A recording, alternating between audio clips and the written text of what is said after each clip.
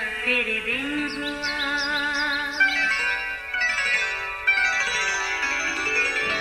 नया फिर दिन हुआ, पुरानी रात का करे सो शुक्र हम खुदा की जात का, खुदा की जात का नया फिर दिन हुआ।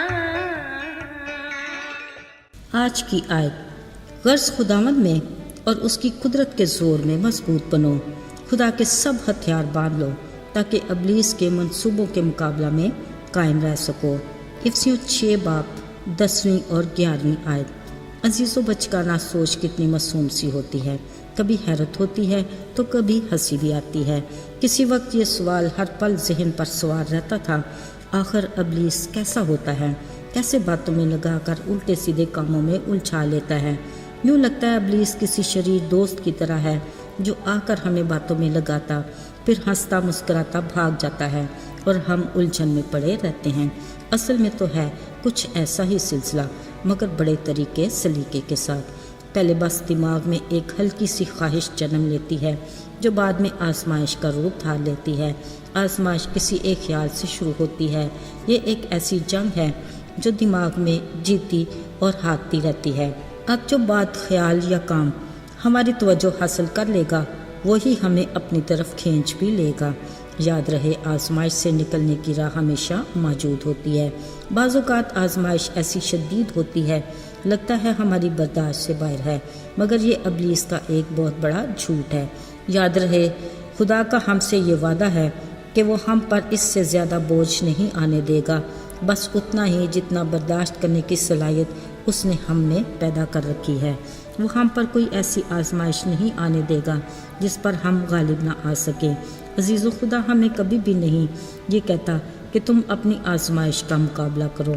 हाँ, उसने ये ज़रूर कहा है कि इब्लीस का मुकाबला करो, अलबत्ता आजमाइश से अपना ध्यान, ख्याल और सोच को इधर उधर हटाने की ज़रूरत ज़रूर है। इस बारे में खुदा पर भरोसा करते हमें मुस्बत किरदार अदा करना चाहिए।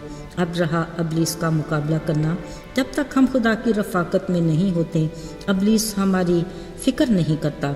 ज़ाहिर बात है कि हम उसी की मर्ज़ी से अपना जीवन जी रहे होते हैं, मगर जब हम खुदा की मर्ज़ी के ताबे होते हैं तो फिर इब्लीस हमारे मुकाबले पर आ जाता है। मगर खुदा ने फरमाया, इब्लीस का मुकाबला करो तो वो तुमसे भाग जाएगा। हमें उसके हमलों के सामने बेबस होने की ज़रूरत नहीं, बल्कि दलेरी से पलट कर लड़ना और मुकाबला करना है। याद रहे, मसीही ज़िंदगी बदी और बुराई के ख़िलाफ़ एक जंग है। इसके लिए कलाम में लिखा है, मुकाबला करो, गालिब आओ और फतह पाओ। बतौर मसीही हम हर वक्त हालत जंग में होते हैं, क्योंकि इब्लीस हर वक्त हमारी घात में बैठा होता है। अजीज़ों, ये बात तो तय है कि जंग के लिए तैयारी की ज़रूरत है। इसकी हदायत हमें कलाम मुक़द्दस से ही मिल सकती है। कलाम मुक़द्दस में इब्लीस से जंग लड़ने और मुकाबला करने की तैयारी के बारे में लिखा है कि नजात का खौद और रूह की तलवार जो खुदा का कलाम है ले लो। ये हमारा पहला कदम होना चाहिए, यानी खुदा की नजात को कबूल करना। याद रहे, अगर हम खुदा को हाँ नहीं कहते तो फिर इब्लीस को ना भी नहीं कह सकते, क्योंकि इब्लीस के मुकाबले में हम मसीह के बगैर खाली हाथ और बेयारों मददगार हैं। लेकिन नजात का खौद पहनने से खुदा हमारे दिमाग को महफूज कर लेता है। याद रहे, किसी ईमानदार को इब्लीस अपनी मर्ज़ी से कुछ करने पर मजबूर नहीं कर सकता। फिर इब्लीस के मुकाबले के लिए रूह की तलवार यानी खुदा का कलाम बेहद मजबूत हथियार है। यकीनन हमें याद होगा कि यीशु मसीह ने जब अपनी ज़मीनी खिदमत को शुरू किया तो बियाबान में 40 दिन रात दुआ और रोज़े के बाद इब्लीस ने यीशु को आजमाया, लेकिन यीशु ने पाक कलाम से इसका तोड़ किया। याद रहे, खुदा के कलाम में कुदरत है जिससे इब्लीस डरता और खौफ खाता है। यीशु ने इब्लीस से कोई बहस नहीं की थी। मतलब ये कि यीशु ने ये नहीं कहा था कि मुझे भूख नहीं लगी, बल्कि उन्होंने भी कलाम के हथियार को इस्तेमाल करके बेहतरीन नमूना दिया। याद रहे, खुदा का कलाम सच्चाई है जिससे इब्लीस खौफ खाता है।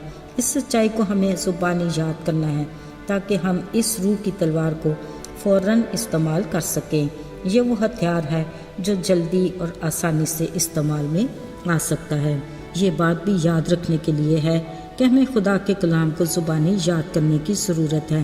داؤد نے بھی اپنے زبور میں فرمایا، میں نے تیرے کلام کو اپنے دل میں رکھ لیا ہے۔ مطلب اس نے ضرور خدا کے کلام کو یاد کیا ہوگا۔ یقیناً ہمیں کلام مقدس کے بہت سے حوالے یاد بھی ہوں گے، اگر نہیں تو اس کام کو اپنے ٹائم ٹیبل میں لکھ لیں اور ہر روز خدا کے کلام میں سے کچھ زبانی یاد کر لیا کریں تاکہ ہم ابلیس کے مقابلے کے لیے طاقتور بن جائیں۔ آئیے دعا کریں۔ اے ہمارے آسمانی باپ، تو جو ہمارا با اختیار اور طاقتور خدا ہے، ہم اپنی کمزوریوں کا نہ صرف اقرار کرتے ہیں بلکہ اپنی کمزوری پر فخر بھی محسوس کرتے ہیں تاکہ تیری قدرت ہم پر چھائی رہے۔ ہمیں ابلیس کا مقابلہ کرنے کے لیے قوت عطا کر تاکہ ہم تیرے کلام کو اپنے دل میں رکھ کر تیری دی ہوئی صلاحیت کو بروئے کار لا سکیں۔ یسوع کے مبارک اور فتح مند نام میں مانگتے ہیں، آمین۔